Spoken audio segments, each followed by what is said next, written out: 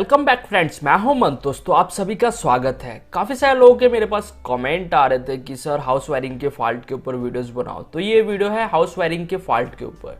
तो house wiring के fault काफ़ी तरीके के होते हैं। तो सबसे ज़्यादा प्रॉब्लम्स आती है हाउस वायरिंग में कि घरों में लाइट नहीं आ रही है और आधे घर में आ रही है, आधे घर में नहीं आ रही। तो उस चीज़ को कैसे चेक करते हैं और सही कैसे करते हो, तो वीडियो को एंड तक जरूर देखना।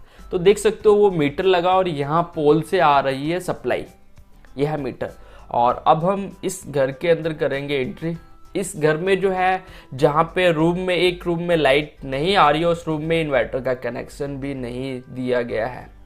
तो अभी हम घर के अंदर जाने से पहले हम आपको दिखाते हैं एमसीबी बॉक्स। तो इधर साइड में लगा हुआ है एमसीबी बॉक्स। तो हम अभी एमसीबी बॉक्स को नहीं देखेंगे। एक मोटर का स्टार्टर लगा है और स्टेबलाइजर भी लगा है और साइड में इन्वर्टर भी लगा है। तो इन सब चीज़ों को हम बाद में देखेंगे। सबसे पहले घर के अंदर चलते हैं। और यह है घर, काफ़ी अच्छा घर बना हुआ है। और इसके अंदर जो रूम है, एक रूम के अंदर लाइट नहीं आ रही है। तो उसको कैसे चेक करेंगे और प्रॉब्लम्स कहाँ पे और कैसे उसको सही करेंगे, तो वीडियो में बने रहें। देख सकते हो ये रूम फैन लगा हुआ है, ट्यूबलाइट लगी हुई है और फैंसी लाइटें भी लगी हैं, सीलिंग की लाइट भी लगी हुई है। तो इस घर में लाइट नहीं आ रही है और एसी भी लगा हुआ है। और इस रूम के अंदर जो है 3 स्विच बोर्ड है। तो इस रूम में लाइट नहीं आ रही है और हर जगह पे लाइट है और इसमें इन्वर्टर का कनेक्शन भी नहीं है। तो अब हम चलते हैं बाहर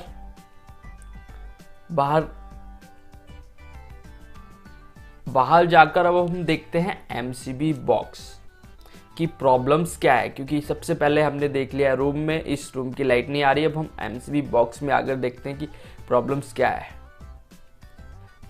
फेस का प्रॉब्लम है या एमसीबी ट्रिप है। तो सबसे पहले हम देखते हैं 3 फेस। यहाँ पे 3 फेस की सप्लाई आ रही है। तो तीनों फेस को हम चेक करेंगे और आप चेक कर सकते हो क्लैम्प मीटर की मदद से भी चेक कर सकते हो, या आप सबसे अच्छा होता है टेस्टिंग होल्डर से भी चेक कर सकते हो। तो मैं आपको टेस्टिंग होल्डर से चेक करके दिखाऊंगा। तो ये लगा हुआ है इन्वर्टर और ये है 3 बॉक्सेस और ये मोटर का स्टार्टर। तो देख सकते हो ये केबल आई हुई है, जो मीटर है, मीटर की जो आउटपुट वायर है उसकी केबल आई हुई है, आउटपुट वायर की केबल आई हुई है। ये येलो कलर का जो फेस है उसका यूज नहीं है, ब्लू और रेड का यूज है, न्यूट्रल का तो यूज होगा ही होगा। सबसे पहले चेक करेंगे इसमें जो हमारी मीटर से जो करंट आ रहा है, यानी कि तीनों फेस आ रहे हैं, उनको चेक करेंगे कि कोई फेस तो प्रॉब्लम नहीं कर रहा है या कोई फेस नहीं आ रहा है, इसकी वजह से कमरे में लाइट नहीं जल रही। तो अब हम चेक करते हैं फेस, या सिंगल फेस का हो या 3 फेस का हो। सबसे पहले मीटर का फेस चेक करते हैं, जो आउटपुट है वो। तो यहाँ पे तीनों फेस आ रहे हैं। और हमेशा आप टेस्टिंग होल्डर का यूज़ करो तो 100 वाट के बल्ब से ही टेस्टिंग करें, एलईडी बल्ब का यूज़ ना करें। तो देख सकते हैं ये एमसीबी बॉक्स है और यहाँ पे मैं चेक कर रहा हूँ कोई एमसीबी ट्रिप तो नहीं है। तो यहाँ पे कोई भी एमसीबी ट्रिप नहीं है इसमें, तो इसमें सर्किट नहीं है। अब ये है ऊपर वाला बॉक्स। तो देख सकते हो एक एमसीबी ट्रिप है। ये जो एमसीबी है ये है उसी रूम की जहाँ पर लाइट नहीं आ रही है। तो उस रूम में कहीं ना कहीं फॉल्ट है, उसको कैसे ढूंढेंगे। तो अब मैं एमसीबी उठाकर देख रहा हूँ कि ओवरलोड की वजह से तो ट्रिप नहीं हुई है, मगर ऐसा कुछ नहीं है, वहाँ पे फॉल्ट है, इसीलिए ये एमसीबी उठ नहीं रही है। तो इस फॉल्ट को कैसे ढूंढेंगे। तो अभी इसको हम ऐसे ही रखते हैं, एमसीबी ट्रिप रहने देते हैं। अब हम चलते हैं फिर से उसी रूम में जहाँ पर लाइट नहीं आ रही है। तो यही तरीका होता है रूम का फॉल्ट को चेक करने का। तो हम आ गए हैं रूम के अंदर। आने के बाद हम जितने भी हमारे स्विचेस हैं उन सबको ऑफ करेंगे, यानी कि सारे स्विच को बंद करेंगे। जितने भी बोर्ड हैं उन सभी स्विच को बंद करेंगे इस तरीके से।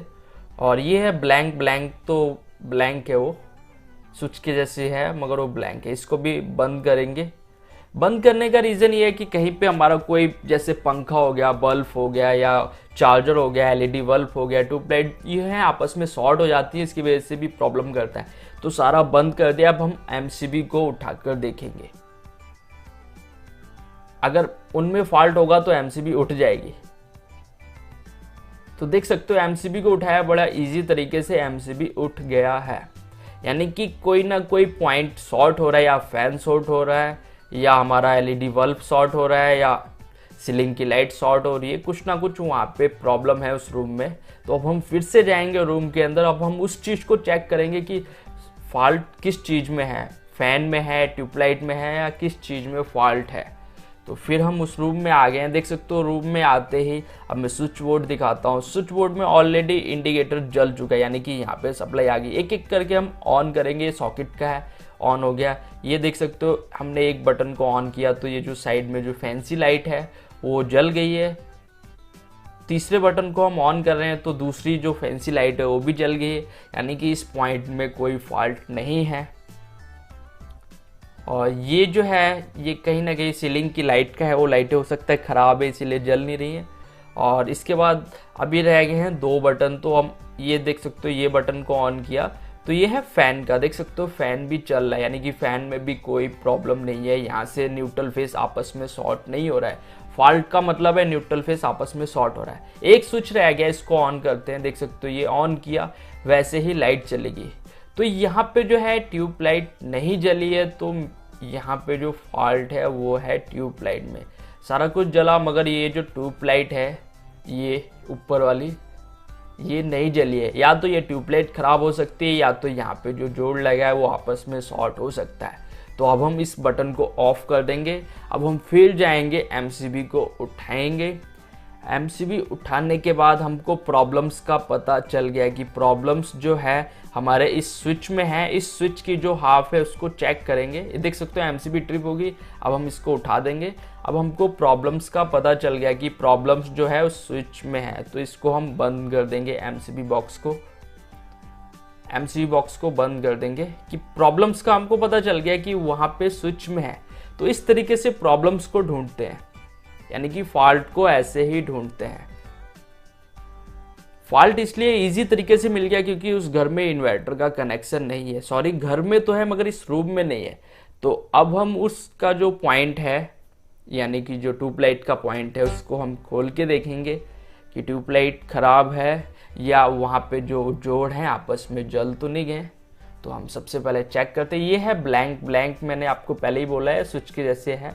ब्लैंक है, सिर्फ खाली जगह को भरने के लिए है। तो अब हम ये जो ट्यूबलाइट है इस ट्यूबलाइट को खोलेंगे और खोलने के बाद चेक करेंगे कि यहाँ पे जो जोड़ लगाए हैं वो आपस में शॉर्ट तो नहीं हो रहे। खोलने के लिए हम लेके आ रहे हैं हाइट के लिए। हाइट थोड़ी सी ऊंची है तो टेबल लेके आए और इस टेबल के ऊपर चढ़ेंगे।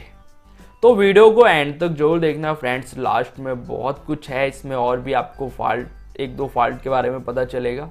तो देख सकते हो ये है ट्यूबलाइट, तो एकदम जोड़ सही है मगर ये ट्यूबलाइट में ही फॉल्ट लग रहा है। तो ये ट्यूबलाइट को निकाल देंगे और मार्केट से यहाँ पर नई ट्यूबलाइट लेके आएंगे।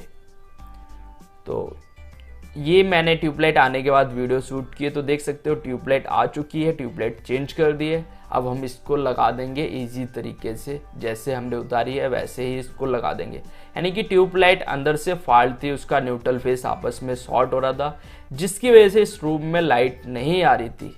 तो इस तरीके से रूम का फॉल्ट निकालते हैं और ऐसे ही हर घर में फॉल्ट को ढूंढते हैं। जहाँ पे एक रूम में लाइट नहीं जल रही या 2 रूम में कहीं पे भी नहीं जल रही है तो सर्किट, यहाँ पे सबसे अच्छा तरीका जो होता है सर्किट का होता है। हम हाउस वायरिंग में सर्किट इसीलिए डालते हैं कि किसी भी रूम में प्रॉब्लम्स आती है तो उस सर्किट की एमसीबी ट्रिप हो जाती है। नहीं तो पुराने टाइम की जो फिटिंग है उनमें जो सर्किट है, एक सर्किट में ही पूरे घर की लाइट वायरिंग कर देते हैं, मगर वो काफ़ी प्रॉब्लम्स करती है, उसको ढूंढने में भी बहुत प्रॉब्लम होती है। तो ऐसा कहीं ना करें, हमेशा सर्किट बनाए। तो देख सकते हो ट्यूबलाइट मैंने लगा दी है और ट्यूबलाइट लगाने के बाद ये फर्स्ट क्लास जल रही है। तो हमेशा अगर कहीं भी आप वायरिंग कर रहे हो तो सर्किट ज़रूर बनाएं, आपको प्रॉब्लम्स नहीं आएगी हाउस वायरिंग का फॉल्ट ढूंढने में। तो इस तरीके से ढूंढते हैं इस रूम का फॉल्ट या कहीं का भी फॉल्ट, ऐसे ही ढूंढते हैं। तो ये तो रहा वहाँ पे जहाँ पे इन्वर्टर के कनेक्शन नहीं है, और जहाँ पे पूरे बोर्ड में इन्वर्टर के कनेक्शन होते हैं वहाँ पर अगर इस तरीके की प्रॉब्लम्स आती है तो उसको कैसे ढूंढते हैं। यानी कि जैसे कि इन्वर्टर के कनेक्शन हम पूरे बोर्ड में करते हैं और वहाँ पे अगर कोई भी पॉइंट शॉर्ट होता है, जैसे बल्ब हो गया, फैन हो गया या ट्यूबलाइट होगी, जो भी कुछ हो गया, तो वहाँ पे होता क्या है, जो इन्वर्टर होता है, इन्वर्टर के जो कुछ इन्वर्टर में फ्यूज लगे होते हैं, कुछ में एमसीबी नहीं होती तो उस इन्वर्टर का जो फ्यूज होता है, यानी कि इन्वर्टर का जो फ्यूज है वो फ्यूज उड़ जाता है। और फ्यूज जब तक उड़ता रहेगा जब तक ये प्रॉब्लम्स को नहीं देखेंगे कि कहाँ से शॉर्ट हो रहा है। और ऐसे ही चेक करते जैसे कि मैंने अभी चेक किया है। और फ्यूज दो तरीके के होते हैं इन्वर्टर के अंदर, एक डीसी फ्यूज होता है और एसी फ्यूज होता है। डीसी फ्यूज लगता है पीसीबी प्लेट में, कभी कभी ये फ्यूज भी उड़ जाते हैं। और कुछ इन्वर्टर जो होते हैं उनके पीछे एमसीबी होती है, वो एमसीबी ट्रिप कर जाती है, जैसे कि वहाँ पे अभी एमसीबी बॉक्स में ट्रिप किया है। तो इसे हम घर के बोर्ड या रूम के बोर्ड को इन्वर्टर से करते हैं तो जो हमारा जो सर्किट की जो एमसीबी लगी उसका वर्क खत्म हो जाता है, क्योंकि वो इन्वर्टर पे जाता है। तो वहाँ पे इन्वर्टर की एमसीबी ट्रिप होती है या इन्वर्टर के फ्यूज उड़ते हैं। चाहे आपका सोलर इन्वर्टर हो, नॉर्मल इन्वर्टर हो, सभी में सेम इसी तरीके से फ्यूज उड़ते हैं या एमसीबी ट्रिप होती है।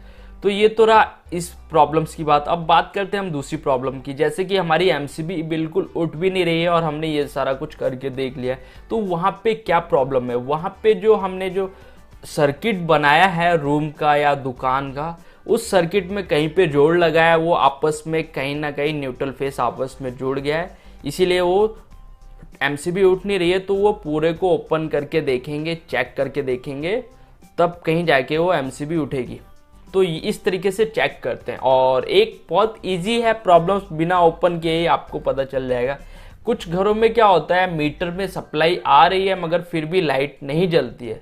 तो क्या होता है, वहाँ पे जो डिस्प्ले होती है, डिस्प्ले पे देख सकते हो यहाँ पे रीडिंग शो कर रहा है, और कहीं पे क्या होता है डिस्प्ले पूरी जल रही होती है, यानी कि लोगों को लगता है कि हमारे मीटर में करंट आ रहा है, सिंगल फेज का मीटर है, हमारे मीटर में करंट आ रहा है, डिस्प्ले जल रही है और हमारे घर में लाइट क्यों नहीं आ रही। तो वहां पे न्यूट्रल का प्रॉब्लम हो सकता है। हो क्या सकता है, होगा। दोस्तों वीडियो कैसी लगी कमेंट करके जरूर बताना।